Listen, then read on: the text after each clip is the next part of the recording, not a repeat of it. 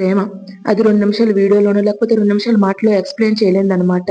నేను కూడా ప్రేమించే పెళ్లి చేసుకున్నాను. దానికన్నా ఎక్కువ కష్టాలు పడే పెళ్లి చేసుకున్నాననమాట. ఎందుకంటే ప్రేమించిన పర్సన్‌ని పెళ్లి చేసుకోవాలంటే మనం కొన్ని యుద్ధాలే చెయ్యాలి. తప్పదు. ఎందుకంటే ఒక్కసారి ప్రేమ అని తన చెయ్యి పట్టుకునేటప్పుడు దాన్ని మధ్యలో వదిలేసి వేరే వాళ్ళని పెళ్లి చేసుకునే మెంటాలిటీ నాది కాదనమాట. సో, దానికోసం మా అమ్మ నాన్నని ఎదిరించి నన్ను నేను చంపుకొని, నా క్యారెక్టర్ చంపుకొని ఒక మినీ యుద్ధమే ప్రపంచంతో యుద్ధం చేసి ఈ పర్సన్‌ని నేను పెళ్లి చేసుకున్నాను. ప్రేమనేది ఆకారం చూసే, రంగుని చూసో లేకపోతే ఆస్తులు చూసే పుట్టేది కాదనమాట. ప్రేమ దేనితో కూడా పుట్టదు.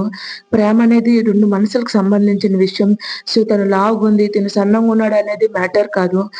ఇద్దరి మధ్య ఎంత అండర్‌స్టాండింగ్ ఉంది, వీళ్ళిద్దరి మధ్య ఎంత ప్రేముందనేది మాత్రమే మ్యాటర్ అవుద్ది.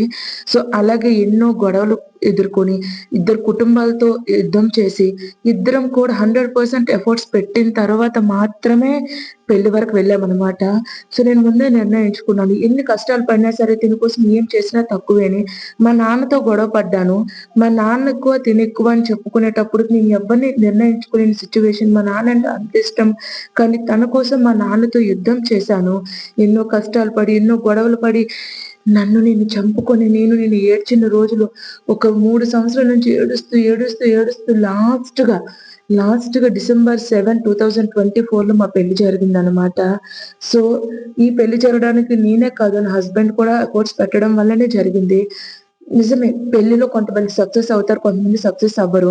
ఆ సక్సెస్ అవ్వకపోవడానికి కారణం ఏంటంటే ఎఫర్ట్స్ ఇద్దరు పెట్టకపోవడం అన్నమాట. ఇద్దరు ఎఫర్ట్స్ పెట్టి ఇద్దరు ఇంట్లో ఎదిరిస్తే ఖచ్చితంగా ప్రేమ సక్సెస్ అవుద్దని నేను నమ్ముతున్నానన్నమాట. ఈ మూమెంట్ కోసం నేను 5 సంవత్సరాలు వెయిట్ చేశాను. కొంతమందితో గొడవలు పడ్డాను.